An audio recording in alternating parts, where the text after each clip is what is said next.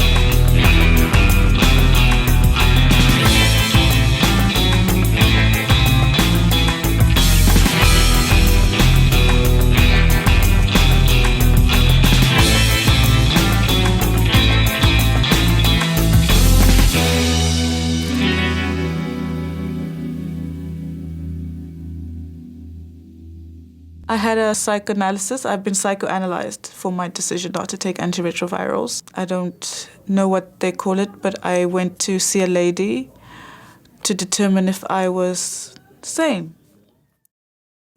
The consequences of an HIV-positive diagnosis, the stigma combined with the powerful drug regimes, reverberate into a person's future. This was the case with Lindsay Nagel. I was adopted from Romania in 1990, and my mom and my grandma went to Romania to come and get me. So they had spent 2 months over there to deal with all the adoption and everything. And then I had, in order to come into the United States, I had to get tested for HIV. In Romania, I tested negative, so then everything was fine. We went to the United States, and then in 3 months of being in the United States, I had to get tested again, and I was tested positive. Lindsay was given the AIDS drug AZT at 9 months. She suffered serious side effects. It was unbearable to the point where we wrote to Peter Duisberg after 40 days and nights of this horrible pain. And he wrote back immediately and said, you must take your daughter off the AZT. That is why she's having the pain and all the problems. The mechanism of action of AZT is embarrassingly clear and simple. It is a terminator of DNA synthesis. DNA is the basis for all life on this planet. It's the central molecule in every living cell. The belief is that AIDS is infectious, that it's caused by HIV, and that you can catch HIV from somebody else. But many scientists and researchers disagree. These views have been skillfully suppressed for decades by the prevailing scientific orthodoxy and the mainstream media. We've kept an extensive archive over a period of 28 years, which will demonstrate how dangerously wrong science can be. HIV cannot be the cause of AIDS because it doesn't infect enough cells and isn't active enough. It's only found in 1 out of 8,000 T cells, which are often, not always, lost in AIDS, and that loss can't be due to HIV if only 1 in 8,000 cells are infected. HIV has never been isolated. its assumption has been postulated only by indirect means. Every single prediction of the HIV theory has failed, most notably that HIV/AIDS has remained confined to the risk groups and has not spread to produce a heterosexual epidemic. The test claims to be specific for the presence of a new virus, something that infects people through sex, something that once you're infected, there's no cure, you're never going to get rid of it. So if you're told that you're HIV positive, it's a most terrible witch doctor's bone being pointed at you. And often the curse of being told you're HIV positive is killed in itself because people give up and die. We have been told for the last 30 years that an HIV infection is the equivalent to a death sentence. So even if now we know that most people who have tested HIV positive will continue to survive, and most of them in good health for decades, still the perception is it is a death sentence. Is it really possible that the world could have been so misled? There's plenty of evidence historically to demonstrate how science can get things terribly wrong. It took 350 years for Galileo's heresy to be pardoned by the Catholic Church for saying the Earth went round the sun. For centuries, those viewing the heavens thought we were part of the only existing galaxy, the Milky Way.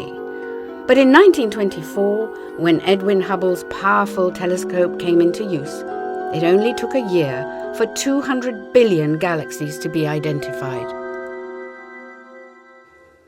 In Japan, it took 30 years and teams of lawyers to dismiss in court the idea that a virus was the cause of SMON, a blindness and paralysis that by 1971 had affected 11,000 people and caused thousands of deaths.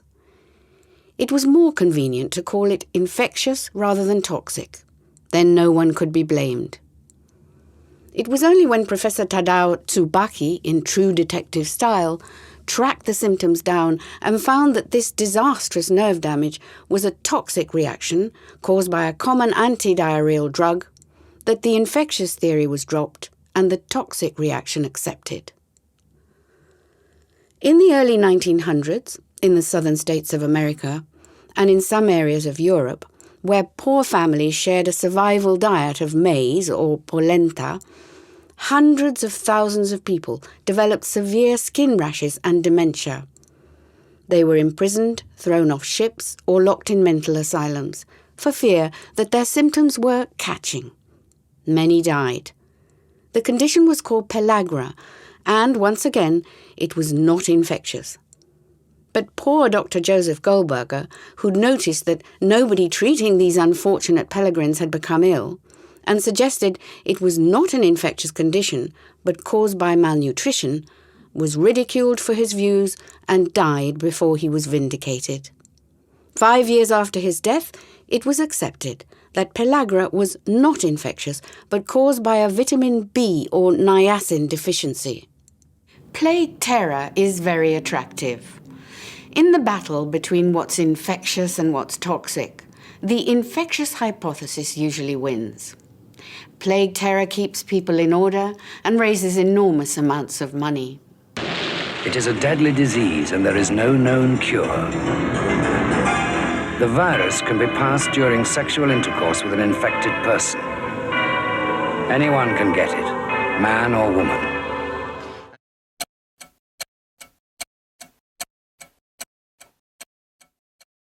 From the beginning, there were dissenting voices among top scientists, but they were silenced. The most famous and most vilified heretic is Peter Duesberg. For saying HIV is not the cause of AIDS, he was defrocked and defunded. This leading molecular biologist from Berkeley, University of California, elected to the US National Academy of Sciences, having lost his grants for postgraduate students, was relegated to teaching undergraduate lab courses. Among those who challenged the virus AIDS hypothesis, there are differing views. Peter Duesberg's position is that HIV is a dormant passenger retrovirus with neither the capacity nor the mechanism with which to cause AIDS. It is dormant all the time. it never becomes active. It is dormant to begin with, it's dormant when you die from it, it's dormant when you suffer from it. There's no report in the literature describing the virus ever to be active in a patient, in a human being, only in cell culture. So it's always dormant. That is, in fact, one of the paradoxes of the viral hypothesis. There is no parasite that I know of among viruses and bacteria and fungus and anything that is dormant while it's pathogenic. This one is. That's one of the major reasons why I don't believe that this virus is the cause of AIDS. Another leading heresy is from a group of scientists in Perth, Western Australia. Their position is that HIV has never been proven to exist because it's neither been purified nor isolated. Orthodoxy has given the name HIV to certain stretches of genetic material, but the so-called retrovirus HIV has never been obtained directly from a person's blood. The only way that it's detected at present is through indirect markers, principally through antibodies to a set of proteins said to be specific to HIV, but which are in all of us anyway, or endogenous. There is no way to test for HIV.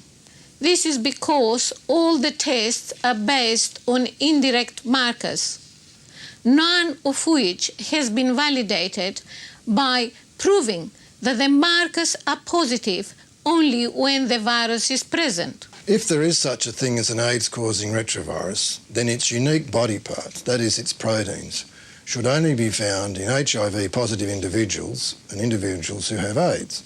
But this is not the case. All the principal HIV proteins have been found in all manner of cells from healthy human beings who are HIV negative. There were indications of proteins present which were taken to be representative of HIV, and then antibodies were raised to those proteins. But it was never demonstrated that those antigens, those proteins, really did represent a new virus. There were other reasons that could explain the presence of those proteins in increased amounts in the cultures that the scientists had at the start. And that misinterpretation lies at the root of the whole problem that has persisted now for the last 25 years. There was a view that was being expressed by people whose scientific credentials you can't question. I'm not saying that they're necessarily correct, but it seemed to me that there had been a determined effort to exclude their voice, to silence it. One of the key factors that these scientists were trying to express was that our antibody profile can become raised for many reasons. Autoimmune conditions, malnutrition, pathogenic assault from dirty water. Current medical orthodoxy accepts that there are over 70 medical conditions that can raise levels of the so-called HIV antibodies and cause positive results from the test. Conditions like TB, malaria, syphilis, rheumatoid arthritis, lupus, multiple pregnancies, to name but a few. So what is the test detecting? Is there anything there? Some experts say that what's being found is not a new virus at all. Etienne de Haven maintains that electron microscopy evidence for HIV shows nothing more than defective protein particles or cellular debris. I'm absolutely dismayed to find out that for about 15 years, the essential control of electron microscopy was neglected, completely neglected. And it's only very recently, about 2 years ago, that 2 papers came out in which finally electron microscopy was used to verify the presence of virus particles in samples which were for all these 15 years regarded as pure virus. And to my greatest dismay, these pictures were showing practically nothing else but cell debris.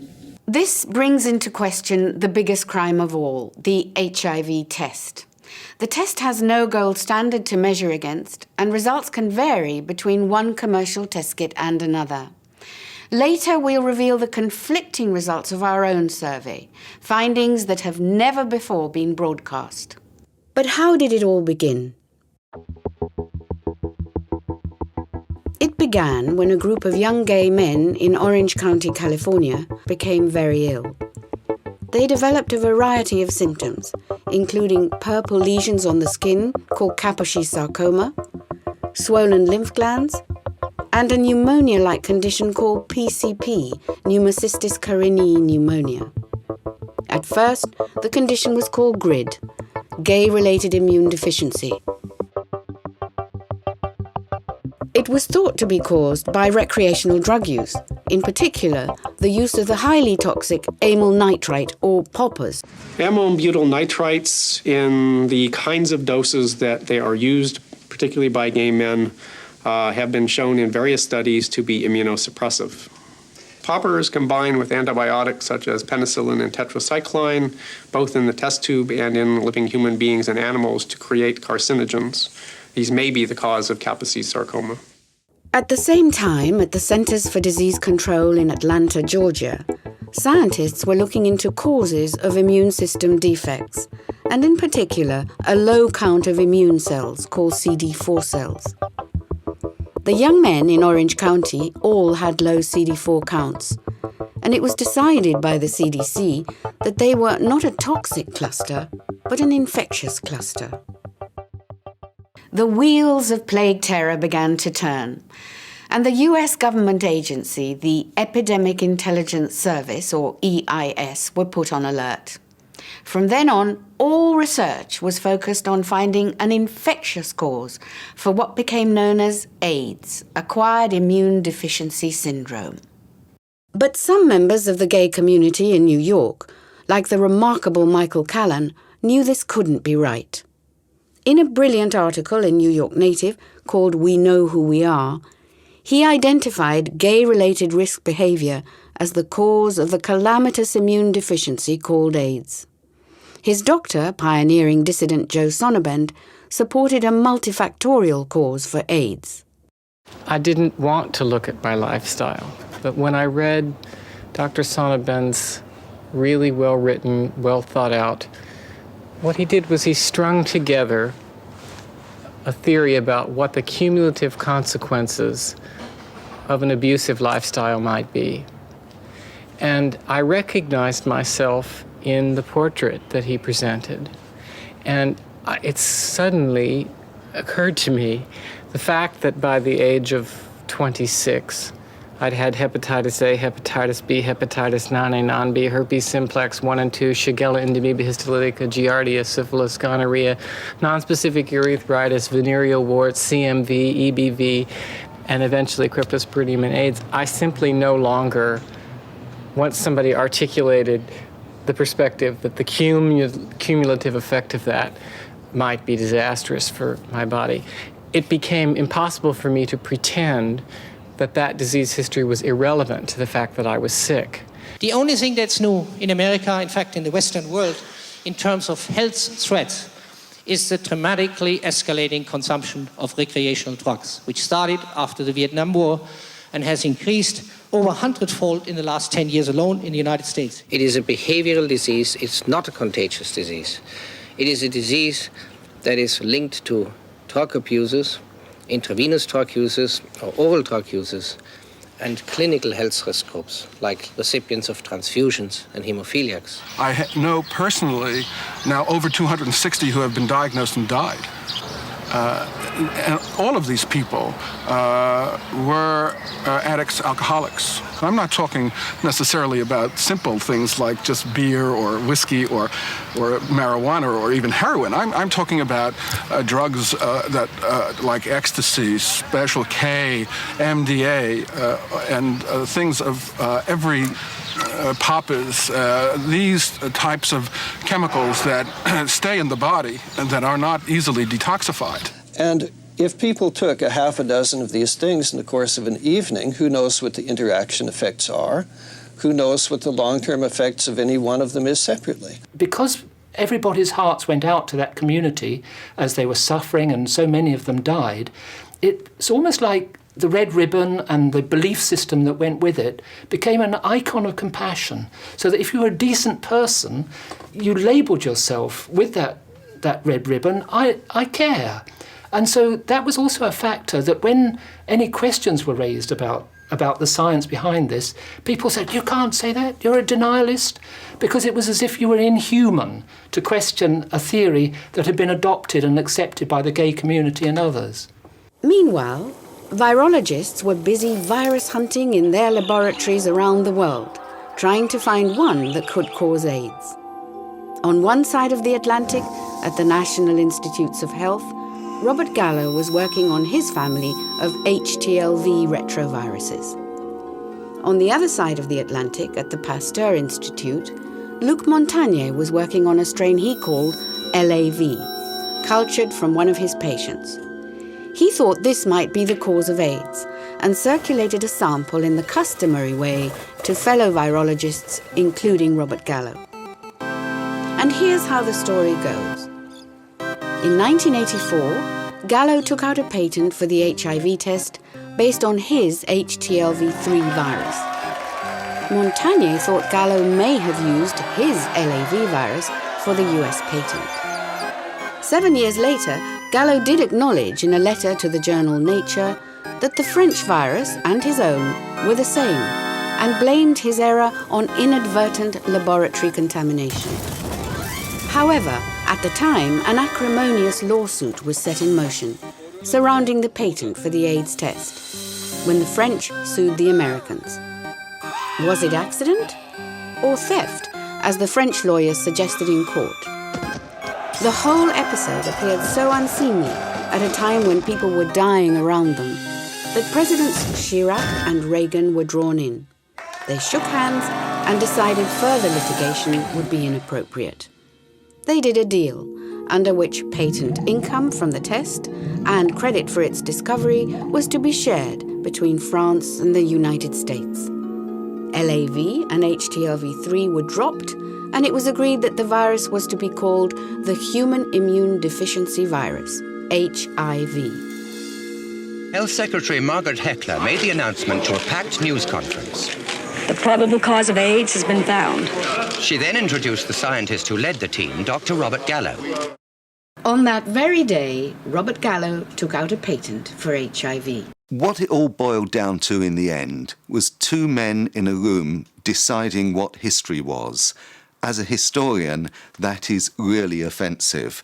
It was Gallo and Montagnier sitting together saying, OK, we'll agree that you did this if we can also agree that I did that part of the process. And then they signed an agreement as to what they said had happened. It was not actually what had happened, it was horse trading about what they could agree had happened for political reasons.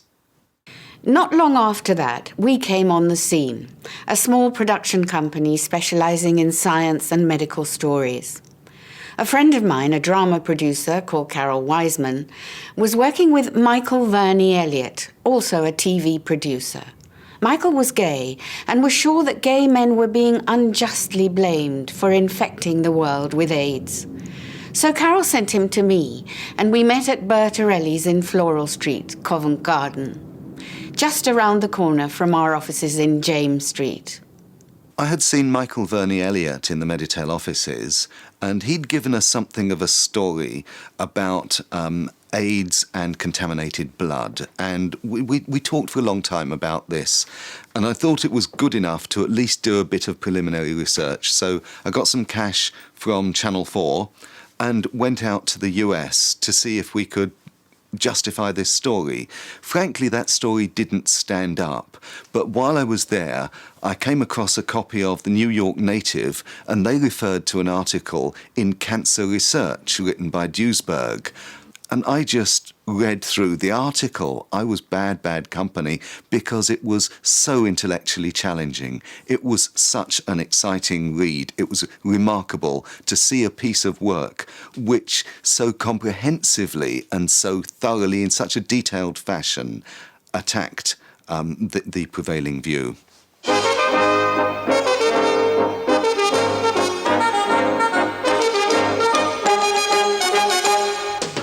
Millions of pounds are being ploughed into the campaign against AIDS. AIDS, the Unheard Voices, went on to win the Royal Television Society's Award for Current Affairs. we thought we would change the world. Our second dispatches, commissioned again by David Lloyd at Channel 4, went further.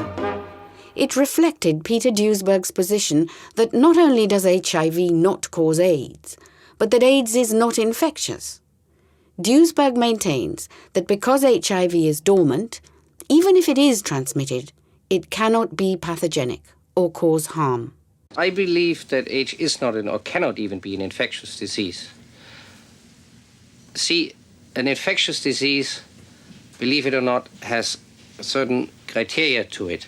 How it happens, when it happens. For example, if you get infected by a bug or by a virus, within weeks or months after a contact or after that infection, you will have symptoms of a disease.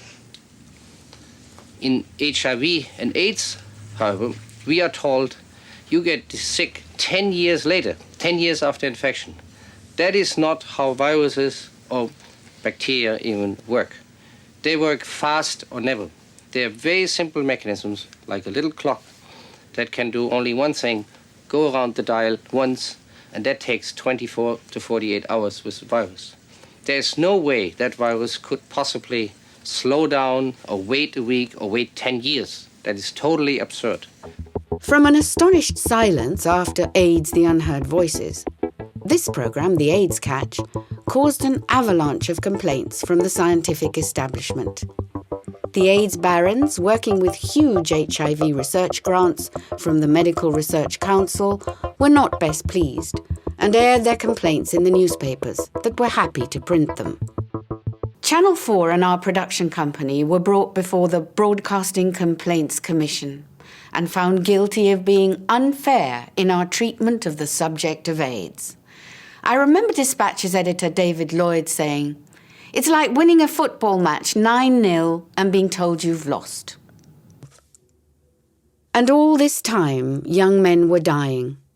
They were told that if they tested antibody positive to HIV, they would certainly die, and they were given murderously high doses of AZT.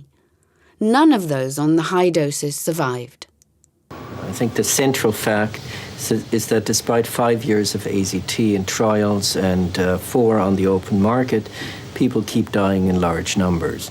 And hence, it is clearly not as wonderful a drug or a lifesaver as it is made out. First of all, I think it's self-evident that our study does not provide the kind of benefit that everyone wished for. It can't be a secret that patients wanted something that would help them live longer. Unfortunately, it has not demonstrated that, and therefore this has to be unwelcome news. The effect of AZT on body cells as a whole is very deleterious because it prevents cells from replicating. There's a second point, in that cells that may survive AZT may themselves become cancerous. So there's a double danger for AZT, the way I see it.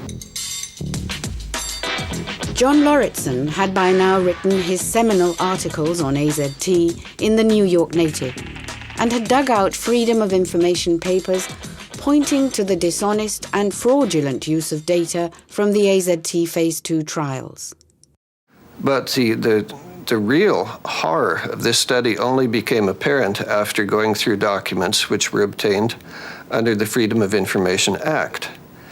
And it indicated that there had been not only sloppiness of every conceivable sort, but that there had been actual cheating in a number of areas.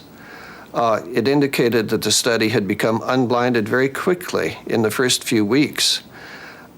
Although it was planned as a double-blind, placebo-controlled study, in fact, it was nothing of the kind.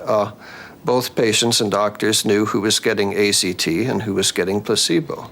So shocked were people like Michael Elner, Frank Bonakis, and Jean Fedorko at the suffering and death they were witnessing around them that they formed a health group called Heal New York to help people make their own decisions about AZT.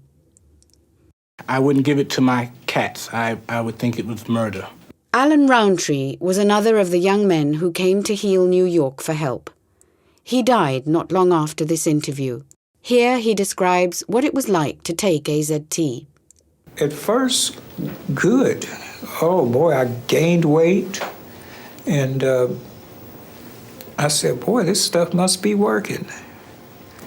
And then about another 2 weeks later, it did start working. The headaches came, the dizziness, the nauseousness, and the whole time I had fingernails that were so black, it looked like I had nail polish on, you know.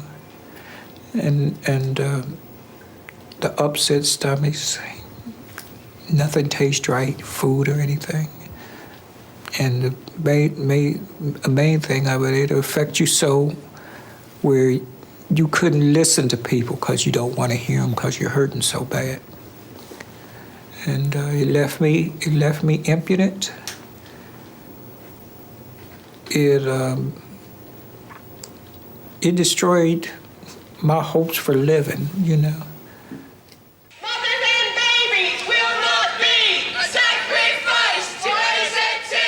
Babies born to HIV-positive mothers were also being given AZT, and a medical research council trial was set in motion across Europe called the PENTA trial. They test him. They will tell me the results in 1 month's time, but I'm worried he should be given the AZT treatment, and I need more information about it. In June 2000, at President Thabo Mbeki's gathering of an expert panel on AIDS in Pretoria, South Africa, Dr. Andrew Herxheimer, a world-famous pharmacologist, said, I think zidovudine was a drug that was never really evaluated properly, and that its efficacy has never been proved, but its toxicity certainly is important. And I think it has killed a lot of people, especially at the higher doses. I personally think that it is not worth using alone or in combination at all. One of the key things that people need is they want to understand, first of all, what's really going on, usually because they've come across something which conflicts with what they've been told by their doctors. The other thing is they want to know how scared should they be, in a way. That's actually quite a critical thing. Is their diagnosis really dangerous or not? And is to know that they're not the only one in the flesh that is questioning this. Because it's one thing to look at a load of information on the internet, but it's a completely different matter from actually meeting someone that can coherently argue the same points face to face. In 1992, something extraordinary happened. A conference was organised in Amsterdam called AIDS: A Different View, and many members of the orthodoxy signed up to attend. Joanne Sawicki at Sky News agreed to broadcast a news report from there. It was here that the now Nobel laureate, Dr. Luc Montagnier, told the world that you don't necessarily die if you have HIV. We are seeing people which have been infected for 9, 10 years or more, 10, 12 years, and they are still in good shape. Their immune system is still good. And it is unlikely those people will come down with AIDS later. 2 years before, in 1990, when we'd interviewed Luc Montagnier for the AIDS Catch, he'd had doubts about HIV being able to do the whole job. He said HIV needed cofactors to do any damage. At first, yes, we thought we had the best candidate for this virus to be the cause of AIDS. But after a while, even from the beginning actually, we thought maybe for the activation of that virus in cells, we need some cofactors. So I would agree that HIV by itself, or some strains of HIV, are not sufficient to induce AIDS. In 1997, in an interview with filmmaker Jamel Tahi, published in Continuum magazine, Montagnier said that HIV had never been purified.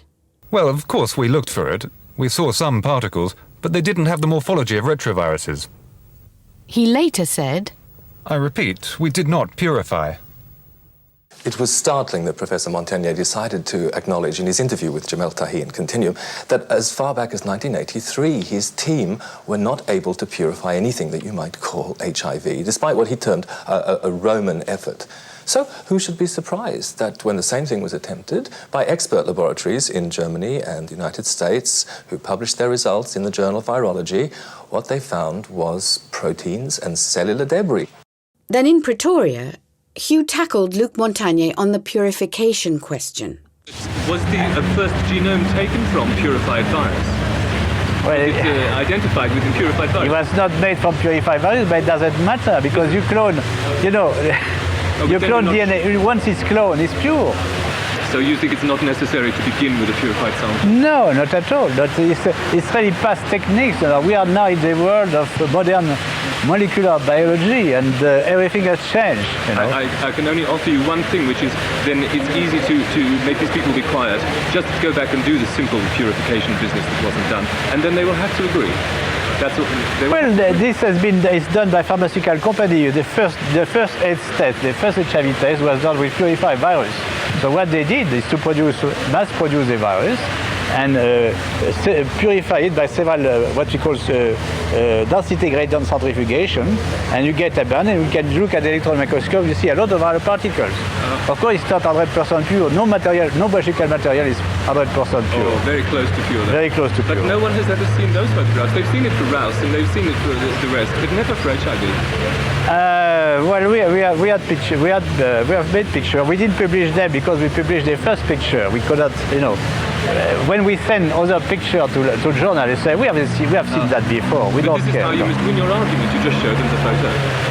Sorry? You just show them the photograph, and then you will win your argument. I don't have them with me, but you can solve it all. But this is very old problem which has been solved for many years. So it's not really an argument.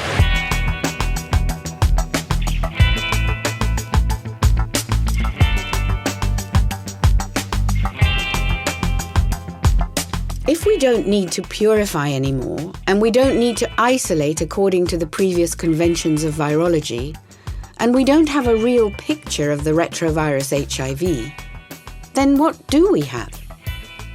Oblivious to these concerns, the great HIV bandwagon rolled on, protecting the growing fortunes of those involved in the manufacture of the test kits, the production of so-called anti-HIV drugs, and HIV research.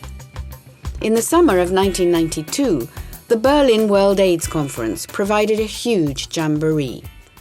Many dissidents attended, and we penetrated this citadel with renewed energy. I kept a video diary.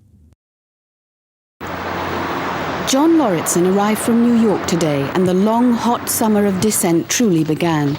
He brought a case full of his book, The AIDS War, hot off the press. Using a metaphor of war, saying that the AIDS phenomenon is like a war with the terrible loss of life and suffering, and also profiteering, propaganda, treachery, espionage, sabotage, and all of the things that we associate with the war, and of course intense censorship in trying to get out the truth about AIDS. So John and I, together with Hector Gildemeister, a German-born biochemist who works with us, set off for Hanover and Berlin.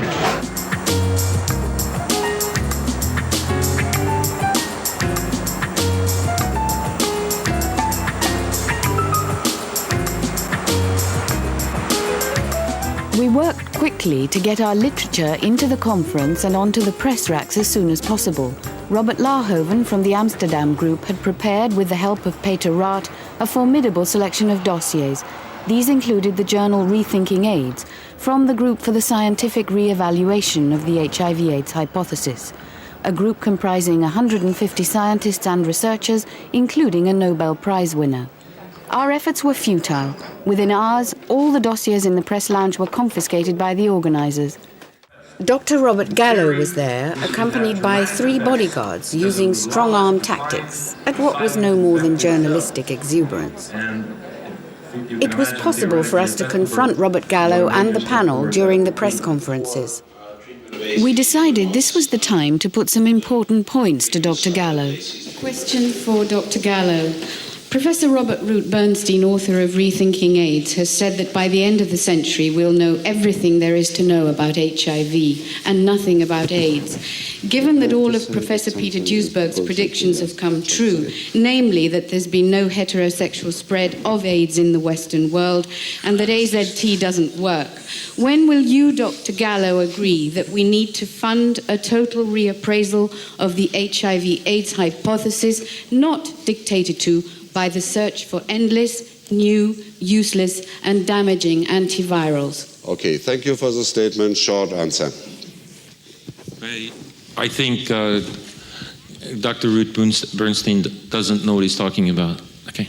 I would like no discussion, please. Sorry. Next question. Up to there.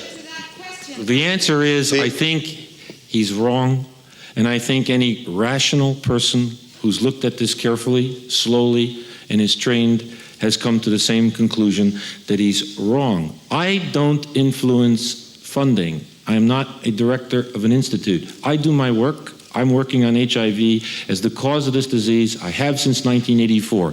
If you and Ruth Bernstein don't believe it, so be it. Do your own work on what you think the cause is and don't bother me. The battle was on. Ironically, our opponents were gay lobby groups like ACT UP, who'd been brought over as official dissidents, bussed in strategically to protest about a lack of drugs. A group from ACT UP people, they come out of the building from the Congress and they made a demonstration and they give statements against the British government, and suddenly some people out of this group come to us and they took our posters and burned them. Peter Schmidt, who'd been filming the goings-on, had been ordered to erase his tapes by one of the German professors.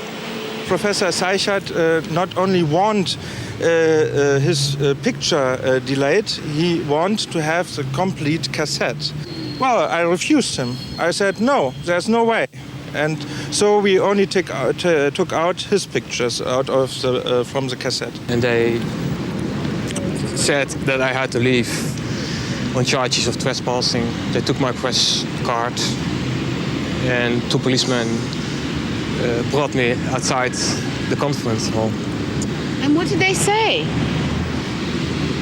That if I ever cross this line, I would be arrested. It became more clear to me that there is a very heavy censorship on dissident information. And I'm not afraid anymore to use words as AIDS fascism. Well, this is the first AIDS conference ever where there's a real presence of honest AIDS dissidents, those of us who are opposed to the basic AIDS paradigm, the HIV/AIDS hypothesis, and AZT therapy. At the same time, there have been shocking events at this conference, which means that the people in the AIDS establishment are afraid of free speech. The level of censorship was staggering. Celia Farber, John Lauritsen and Frank Bonakis were among those who stuck it out to the bitter end. I do get extremely despondent, and I've been feeling that. When I walk around here, I feel like this is so hopeless. What we are up against is a gargantuan, multi-billion-dollar infrastructure. And who do we think we are? Who do we think we are kidding? You know, I mean, but you have to just be Sisyphus, right? And keep pushing the rock up the hill and let it roll down again. There's no other choice. The only other option is to just turn around and walk away, which we're obviously, we know what we know, so it's too late to do that. I would like to ask Habermehl, are you willing to apologize for the horrible acts of violence that you have condoned and for the acts of censorship for which you personally are responsible? You owe me and many people an apology. Can you do that, or will you refuse to do so?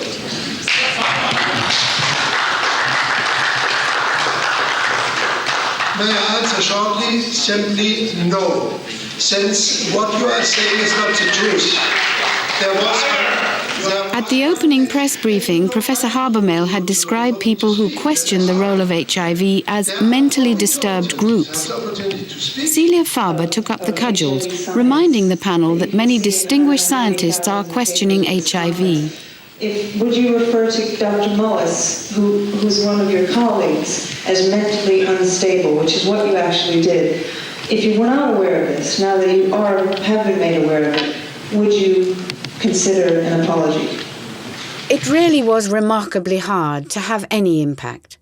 Seasoned journalists like Neville Hodgkinson, highly respected as medical and science correspondent for the Sunday Times, had in April 1992 written a front-page article about the AIDS blunder. But Neville explains how difficult it was to challenge such an entrenched orthodoxy. I've been astounded by this because I don't think there's ever been a story that I've been given the opportunity to put so much work in on, and in which we've so challenged the way that conventional scientists are thinking and arguing about something. Having worked as a medical journalist myself for many years, I think that maybe you sort of start to identify with doctors and think that it's somehow irresponsible to say something that doctors don't say, and therefore you go along with it. But that's bad science. The consequences of this clampdown on any questioning of the HIV/AIDS hypothesis have been very serious.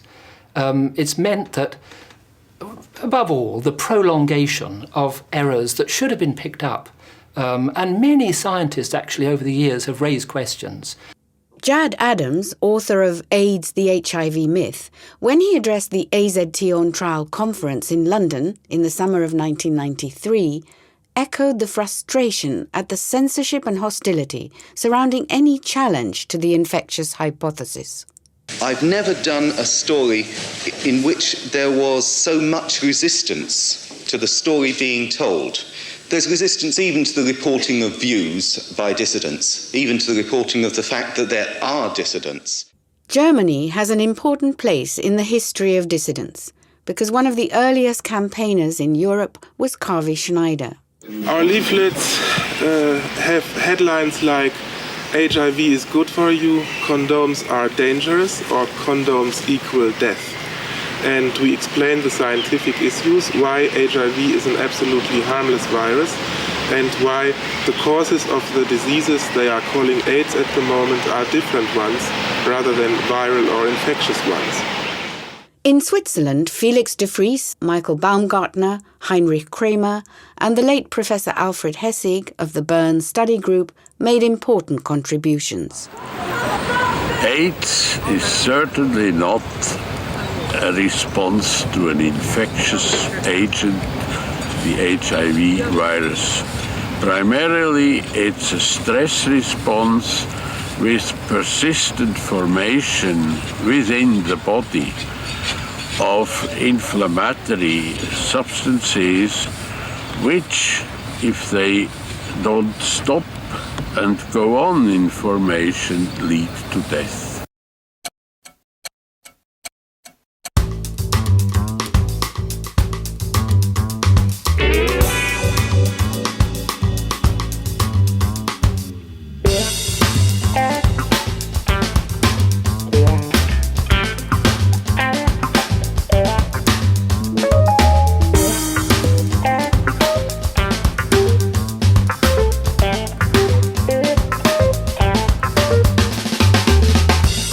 We'd arranged a live link from Perth, Western Australia, with views on the non-isolation of HIV from the Perth group. The most important thing that we feel we have done is to present good science. Certainly it's been cautious, it's been somewhat slow, although that has been partly generated by the editors and journalists who do not like to publish data which is against the current dogma.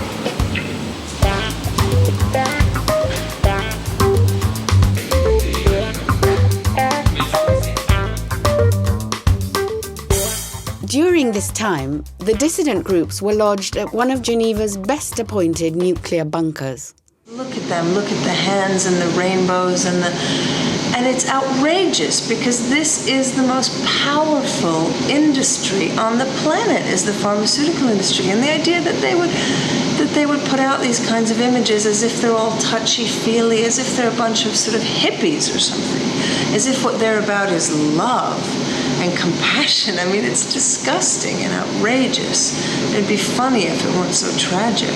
I mean, AZT is a debacle well known to all of us, but now it's happening with protease inhibitors and cocktails. I mean, if you're lucky, you get raging diarrhea only. people in the States now, I don't know if this is happening in Europe as well, but I'm sure it is. The latest thing is these humpbacks, where they're getting these bizarre, the drugs are causing metabolic disorders, so they're getting very bizarre fatty deposits and these big humps on their backs that are so big that they can't even move their heads, and paunches like this, and the women's breasts are coming out to here, and they're going up from like 10 dress sizes. Literally, just insane mutations of the body. AIDS itself, the whole way it's being presented is actually pornographic in the broadest sense of the word, meaning there's really no respect for humanity. I mean, you know, sex is completely taken out of the realm of any feeling or any tenderness.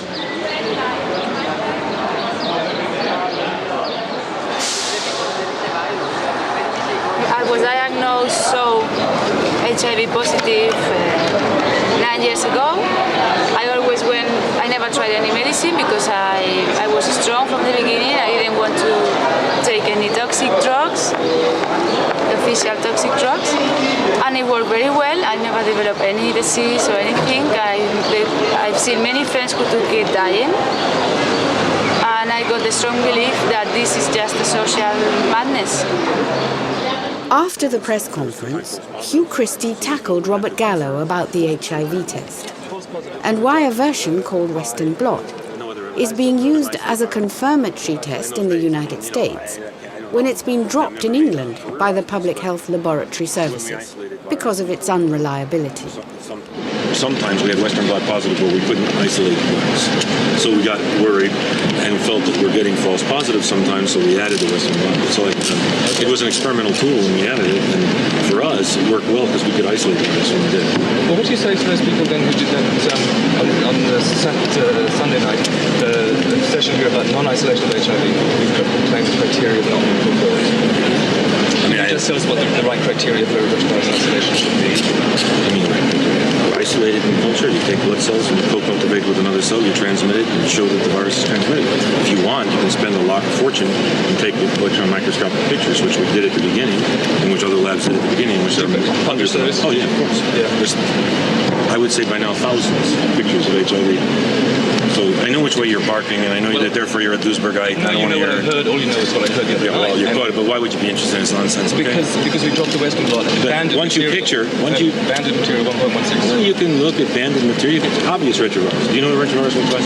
Well, if it's 1.16. Now you're talking to me like you said you didn't understand before. Now you understand. I'm a quick learner. Keep going.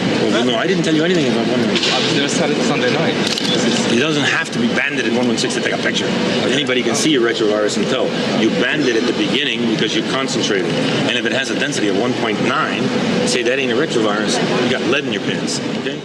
Failure to isolate virus particles directly from patients with AIDS or at risk of AIDS means the theory that the syndrome is caused by what we're told is HIV remains unproven to this day.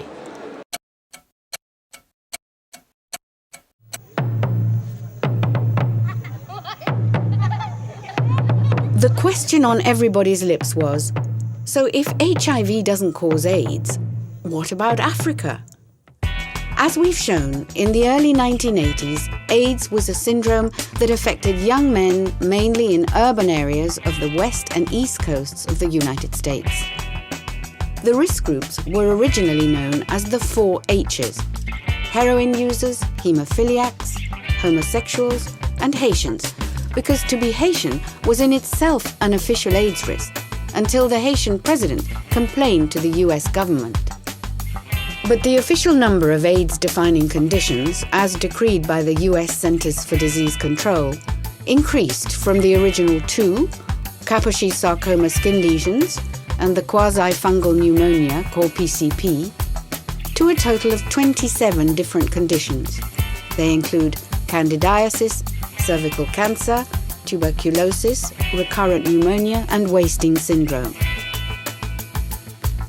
So when more and more people presenting with these known conditions tested HIV antibody positive, then more and more people joined the ranks of those diagnosed with AIDS, or the more convenient newly coined condition, which helped bump up statistics, HIV disease. But poverty, malnutrition, and dirty water remain the greatest cause of disease and death today. In Africa, almost 50% of the population has no access to clean drinking water. It means the people get their water from a dirty water hole, and by definition the water holes are deeper than the surrounding environment. So by definition, if an animal drinks from water and defecates at the same time, the feces will end up in the water, they will run down in the water. TB was originally only an AIDS-defining condition when it occurred outside the lung, extrapulmonary. But when TB of the lung was included, it hugely increased the number of AIDS cases in Africa. In addition, the WHO's Bangui clinical case definition had decreed that you could be called an AIDS case without an HIV test if you had symptoms like a dry cough and fever for a month. This meant that TB patients were sometimes taken out of TB wards and put into AIDS wards, and given toxic antivirals instead of TB drugs. This relabeling worried TB experts in Africa, like Dr. Martin Okoton Wang. A patient who has TB and is HIV positive could appear exactly the same as a patient who has TB and is HIV negative. Clinically, both patients could present with prolonged fever. Both patients present with a loss of weight, marked loss of weight actually. Both patients would present with prolonged cough, and in both cases, the cough could equally be productive. So this is just another proof that what has taken place in Africa is just a relabeling of pre-existing old and mostly preventable diseases, which most of them are poverty-related. And so the real scandal in AIDS in Africa is that the West, instead of investing in overcoming poverty, investing to help people to lead better lives and get healthier. So instead of doing this very sensible approach, the West tries to sell toxic drugs and useless HIV tests. The more the flames of plague terror were fanned, the more the money was poured into research focusing on the virus AIDS hypothesis. A frenzy of testing, drugs and condom distribution took place in Africa, where statistics from a few maternity clinics were extrapolated into grossly inflated figures for so-called HIV infection. Estimates that were then spread around the world by the World Health Organization and UNAIDS.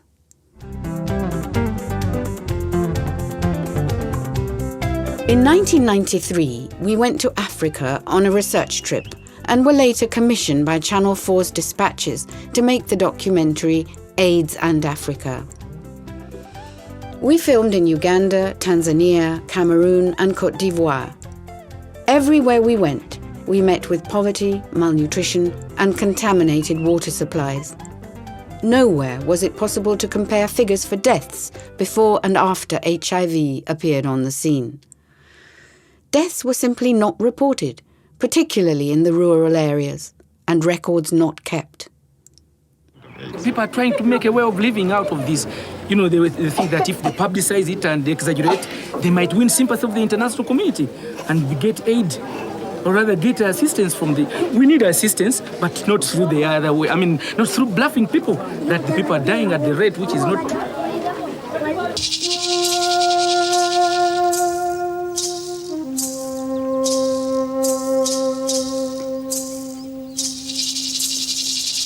In Najemba's village, the total breakdown of the health and medical services is only too apparent.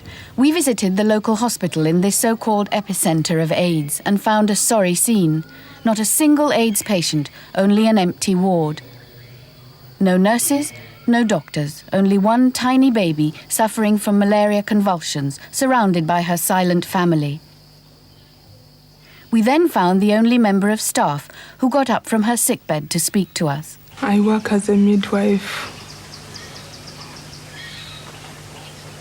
and I also help in the treatment of other patients. How do you feel? Now I'm sick. What do you have? help malaria. Lack of staff and medicines at these local hospitals and dispensaries has meant that sick people simply stay in their own homes. From both my literature review and my personal experience over most of the AIDS, so-called AIDS centers in Africa, I can find absolutely no believable, persuasive evidence that Africa is in the midst of a new epidemic of infectious immunodeficiency.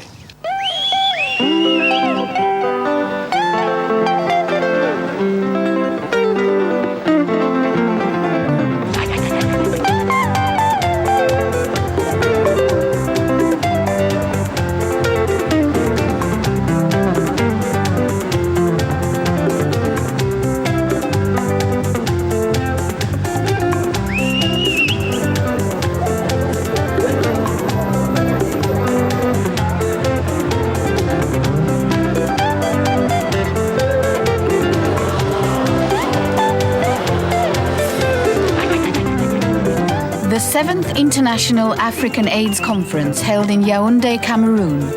Here, the emphasis is almost exclusively on controlling AIDS by controlling the sexual spread of HIV.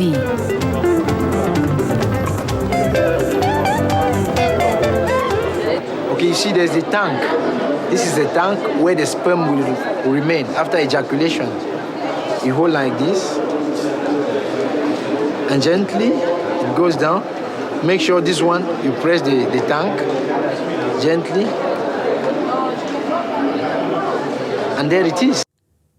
The focus on the sexual transmission of AIDS and the hasty and misguided use of HIV tests, originally developed to screen blood products and not for diagnosis, led to an epidemic of mistaken diagnoses in Africa with massive accompanying stigma. This has affected the lives of millions, including young Lucy. Diagnosed HIV positive through a screening test, she was shunned by her community. Philip Creenan and his wife, working for the French charity Partage, helped Lucy to health and confidence. It's very seldom you see people who have been stigmatized with AIDS who are not dying a few months later. So Lucy was one of the first persons who, because we didn't support the AIDS tag on her, recovered and was the proof to the community that you can recover from such episodes. Ninavyofanya kazi na ninavyojisikia hali yangu ni nzuri kama mwanzoni nilivyokuwa kabla sijaumwa. What would you like to see happen? Kabla nategemea hapo baadaye kuzaa watoto. In 3 successive tests, Lucy has now been found to be HIV negative. It was now time to further investigate the HIV test. After all, to this day, HIV has never been found directly in human blood. It's claimed to be identified through indirect markers, antibodies to a set of proteins believed but never proved to be specific to it, and strips of genetic material believed to belong to it, the so-called viral load test. Multiple cross-reactions with other conditions and inconsistencies between one test kit and another were already providing strong indications that something was seriously wrong. Given the death sentence attached to an HIV-positive diagnosis, we decided to conduct our own experiment, to investigate the reliability of the HIV test. The reference laboratories for University College London's medical school processed our blood samples. David Lloyd at Channel 4 agreed to give us development money.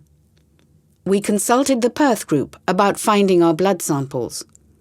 They knew that people with inflammatory autoimmune conditions like lupus and rheumatoid arthritis could produce high protein levels in their blood, called hypergammaglobulinemia, which could result in a positive HIV test. They also knew that antibodies generated by TB, candidiasis, malaria, and as many as 70 conditions, including even pregnancy and flu vaccinations, could trigger positive results, as could the blood of IV drug users and alcoholics with hepatitis. University College London's medical school helped fly our TB and malaria blood samples from Africa and provided our lupus samples.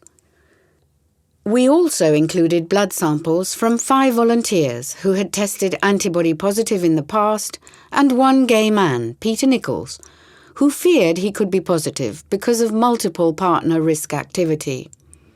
Peter's conflicting test results were to prove the most astonishing of all.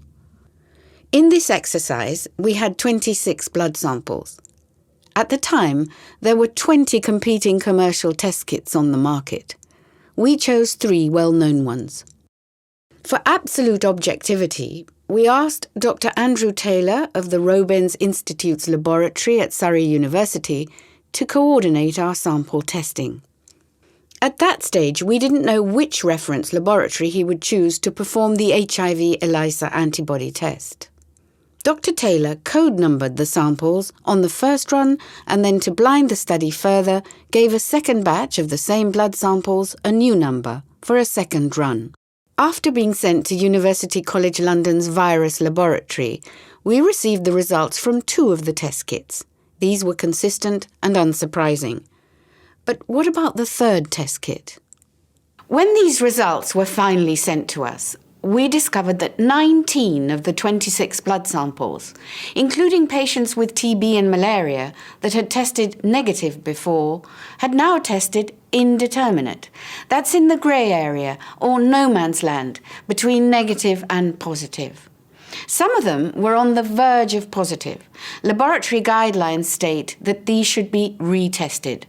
In a different test sequence, we asked St George's Hospital Tooting's Protein Research Laboratory for 4 anonymous samples of blood from patients with generally high blood protein levels, IgG and IgM, but with no AIDS-defining diseases. We sent these to a central London private testing laboratory. 1 of the 4 tested definitely HIV antibody positive. Remember, these were patients who had no AIDS-defining conditions. We then went back to our first test sequence and followed up on our volunteer Peter Nichols' results. He had tested antibody positive on all 3 test kits through our Robens UCL experiment. We took him to 2 London teaching hospitals, St Mary's in Paddington and the Royal Free Hospital in Hampstead. He tested negative at both.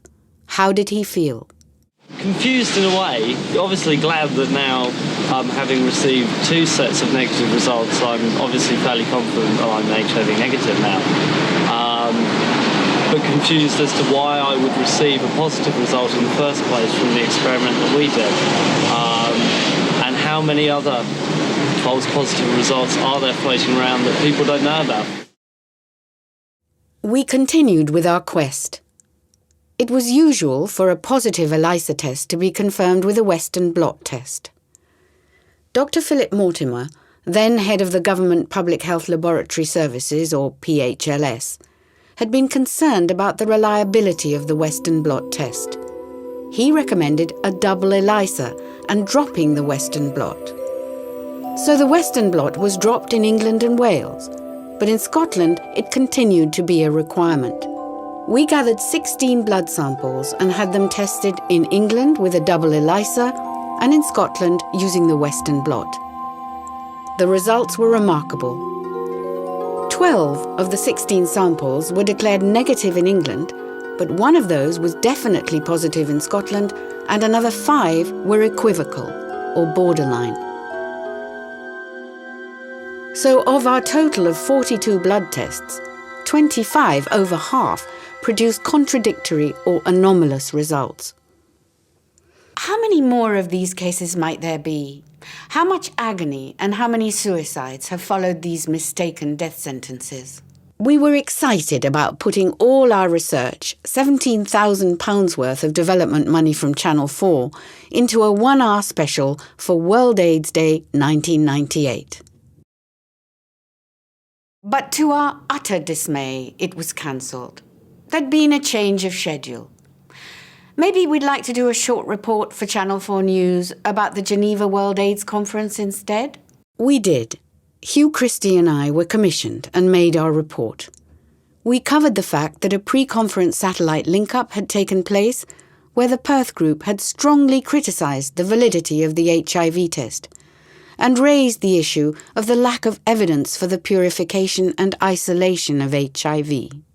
Our report for Channel 4 News reached its final stages: an approved fourth draft script, an approved press release and transmission date. But 4 days before transmission, the editor Jim Gray called us in and said he'd had a tectonic shift and would not be transmitting the programme. On World AIDS Day, we organised a picket line outside Channel 4 News denouncing the censorship.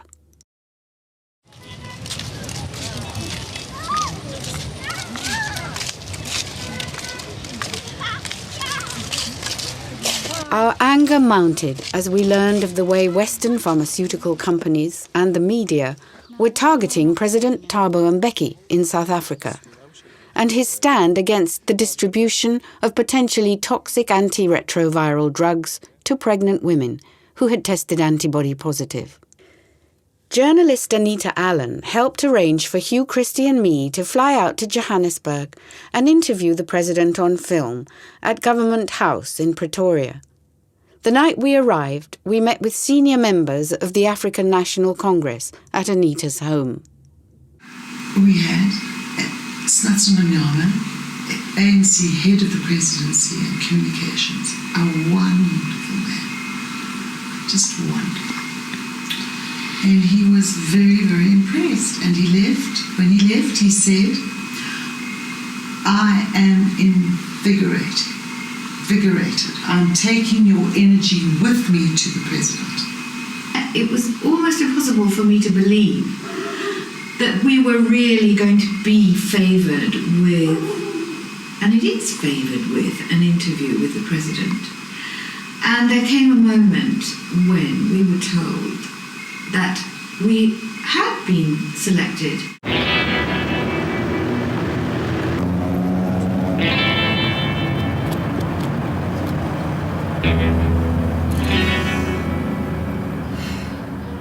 Last year, you were reported as saying in Parliament that you were concerned about the giving of AZT to pregnant mothers.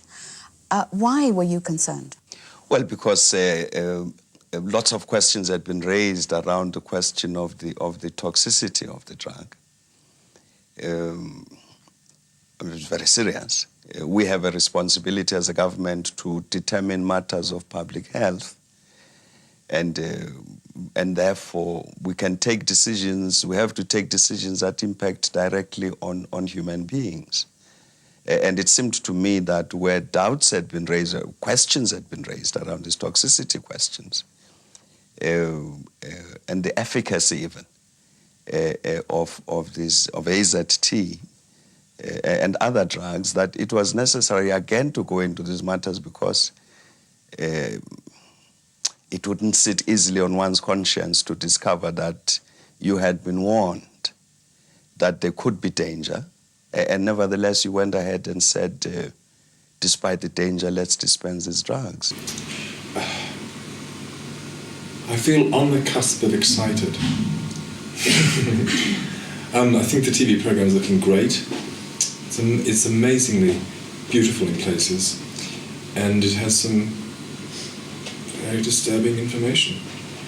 And it's going to be seen by many people who need to see it right in this region.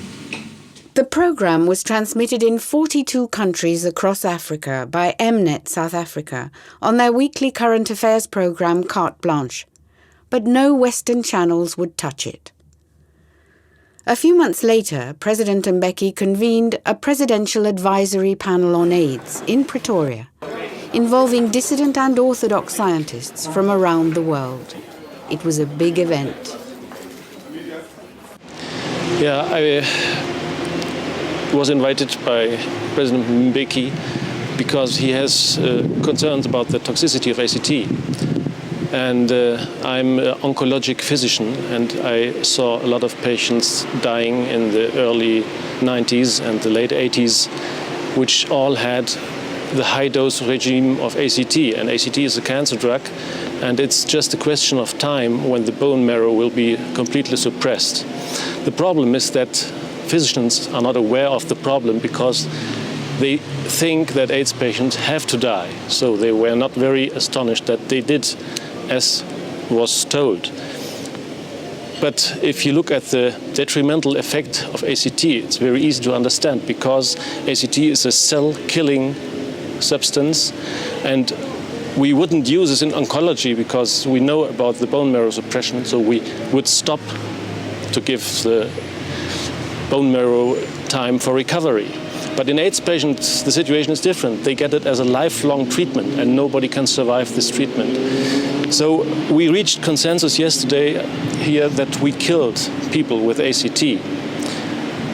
It's just the question, how many did we kill? I was seized by this irresistible moral and political imperative to act, to do something. It was like I just couldn't turn away. It was like turning away from somebody drowning, walking away from the scene of a murder. I think it's a bad thing. I think that people are being killed by this terrible drug, and people being sort of, shepherding people into barbed wire concentration camps physically is one thing, but also, you can do it mentally too, and you can drive people to their deaths by terrifying them to death.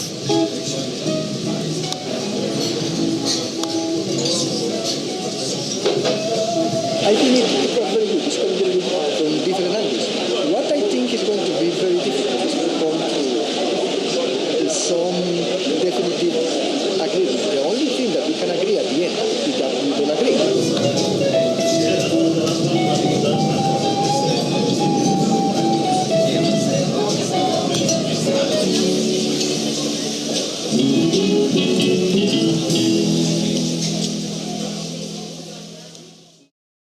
At the end of the gathering, anti-apartheid veteran Dr. Sam Mhlongo, who was in charge of family health in South Africa and a strong supporter of the president on issues surrounding AIDS, summed it up like this.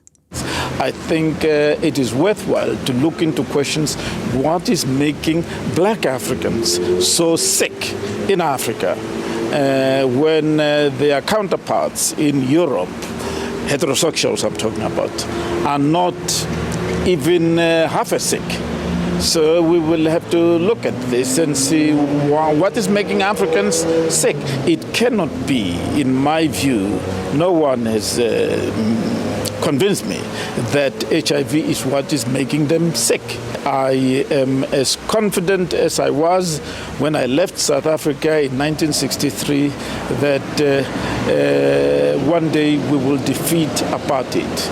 I feel AIDS, and I'm not talking about HIV, AIDS will be defeated in Africa just as much as serious infectious diseases were defeated in Europe.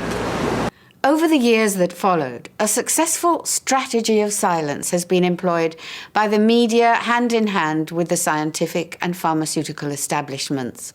Any debate challenging the virus AIDS hypothesis was carried out at various dissident conferences around the world.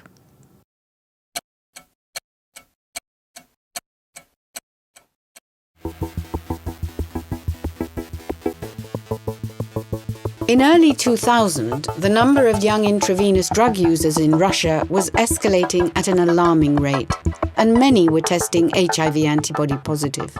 Now we give the word to Nadezhda Khramova for the first presentation of our conference. Members of the All Russia Parents Forum, including members of the Russian Orthodox Church, became concerned that huge amounts of money were pouring into the country, much of it for so-called safe sex education programs, often involving drama groups from Western Europe, enacting simulated sex and condom use in front of children as young as 7.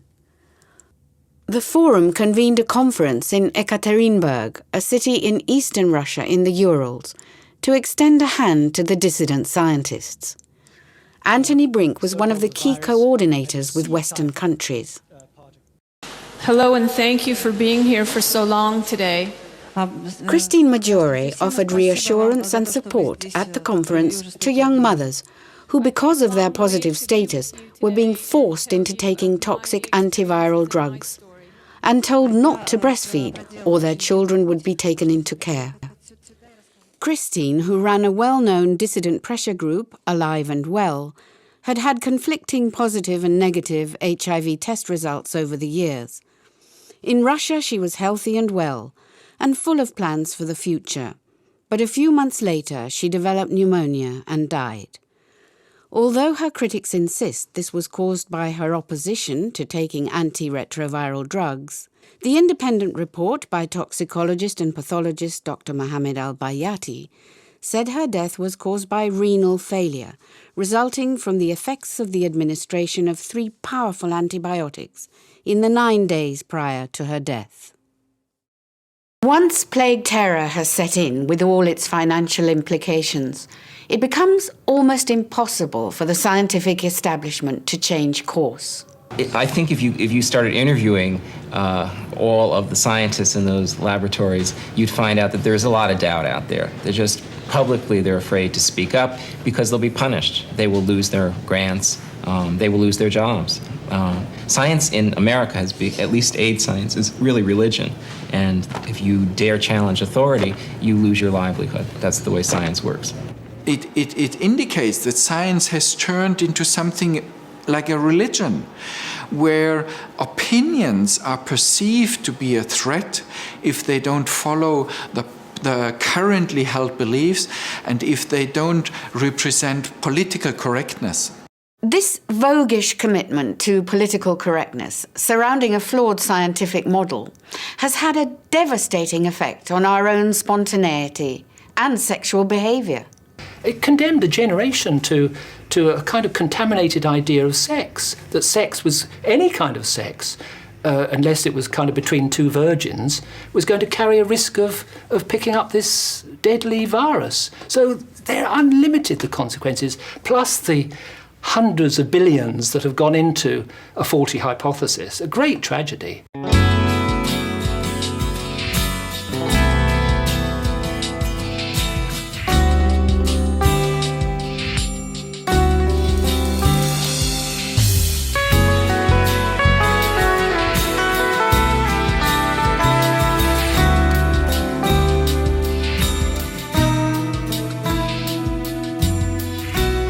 Because in 1997, I was diagnosed as HIV positive. That's my case and my story. But now 2009, I want to know what you guys are going to tell those people to question the doctors, to ask these questions that we're all talking about here, which is quite a very luxurious position to be in. But I really don't think sex has to do with it. Clean water has to do with it. I think we're giving an example all over the planet of a unity, the different. How, for instance, Etienne has different views to Peter, and we have different views, but we are united. The HIV/AIDS orthodoxy in Africa depends on a behavior modification paradigm, or a promiscuity paradigm, wedded to obsessions about poor black people's sexual behavior, while downplaying the political economy of poverty, sickness, and disease. Their statistical sophistry, data manipulation, and voodoo math enrage me. It is estimated that there are new HIV infections, 6 new HIV infections for 100,000 residents per year. But let's look at something that we can measure, AIDS-related deaths. Professor Marco Ruggiero stunned his audience by showing that according to Italy's Ministry of Health, AIDS isn't a statistically relevant disease. But let's go to my beautiful region, Tuscany, where Dante used to live. In Tuscany, we have a good control of statistics and a good epidemiological unit, and so you can read that in Tuscany there have been 7 deaths in 2005 and 4 deaths in 2006. And Tuscany has a population of more than 3 million people. So you can clearly see that it is not a relevant problem at all. Writer and journalist Tony Lance told the audience how, by the mid-90s, 100 of his friends and acquaintances had died. Tony put forward his theory of intestinal dysbiosis. He points to gay sexual practices like rectal douching and sexual lubricants that can affect the flora in the colon and create a reaction in the gut, making it more permeable and less able to resist invading microbes. The ecosystem in your gut is a rainforest. rich in species and interdependencies. These activities, antibiotics, rectal douching, and the use of lubricants are the equivalent of coming in, of loggers coming in and cutting down all the trees. And that's what's happening. And these are not uncommon practices among gay men. So I want to talk about some of the legal cases that I've learned about. David Crowe spoke movingly about the legal cases he'd been helping with, which involve HIV-positive men and women imprisoned for aggravated sexual assault, assault with a deadly weapon, HIV, and first-degree murder. A death that occurs during aggravated sexual assault in Canada is automatic first-degree murder with no evidence of intent. Most harsh of all was Johnson Ezeka, the only man, to my knowledge, to receive a conviction for first-degree murder merely for being HIV positive. He had a number of girlfriends over the years. 2 of them were found to be HIV positive, took AIDS drugs, and died of an acknowledged side effect of AZT, known as non-Hodgkin's lymphoma. Luckily, Canada does not have the death penalty, or he might have been the first person executed for being HIV positive. It's very upsetting for me to see people's children being ripped away from them. I've been involved in many such cases. It's very difficult for me to see people being sent to jail for 10, 20 years. I'm sorry to say that very little has changed in the past 20 years. If anything, the positions on both sides that HIV and nothing else causes AIDS on one side, and on the other side, HIV has nothing at all to do with AIDS. If anything, those positions have become more entrenched. And that's a very great shame, because there's an awful lot of middle ground and areas which would be of tremendous benefit to the public generally, to science, and of course to patients.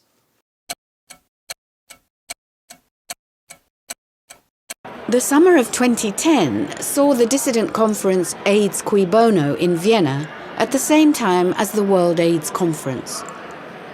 2 Viennese doctors, Christian Fiala and Uta Santos-Koenig, spearheaded the conference. Peter Duisberg reminded us that censorship in the corridors of medical power is on the increase.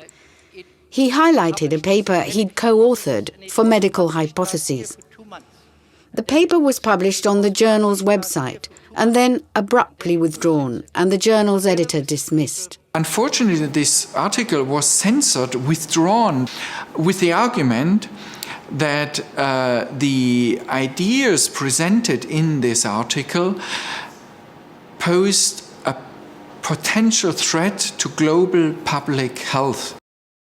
The satellite channel Russia Today decided to give the dissident conference a voice, and in between their reporting of the Orthodox conference, interviewed a dissident a day.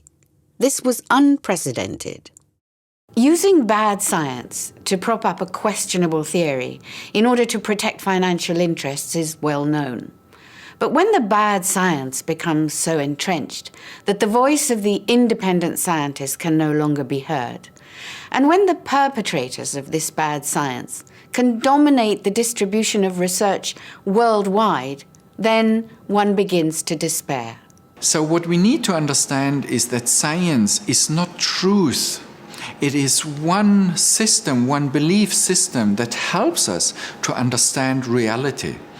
And like any other belief system, it has mistakes, and we need to understand the functioning and try to make the best out of it without taking it for the absolute truth. The anger comes when I then think about the people who are dying, because this is not a question of simply pushing through the research to convince other scientists. This is a question that every month that goes by, we have several hundreds or thousands of people who died who might have been able to be helped if only we had gotten the research done earlier or convinced more people to move in this direction. It's a very worrying thing that anybody can say today, in today's world, that there is a point of view that is prohibited, that's banned, that they're heretics who must be burnt at the stake. And it's all said in the name of science and health. Can't be right. How had Peter Duesberg felt all those years before when he first challenged the AIDS establishment? A bit like Galileo must have felt when he ended up in prison. Probably somewhat satisfied that nobody could prove him wrong, but also saddened that he didn't get a forum, and in the case of AIDS, that 150,000 people have since developed AIDS in this country. Many of them could have been saved. The unresolved mystery of AIDS, the numerous predictions that have so patently failed to materialize, linger on as challenges to the scientific community. We've gathered the information you've just seen over a period of 25 years, yet nothing has changed. People are still led to believe that being HIV positive means you've fallen victim to a deadly infection. The textbooks tell us so. It may take a generation for the truth to out.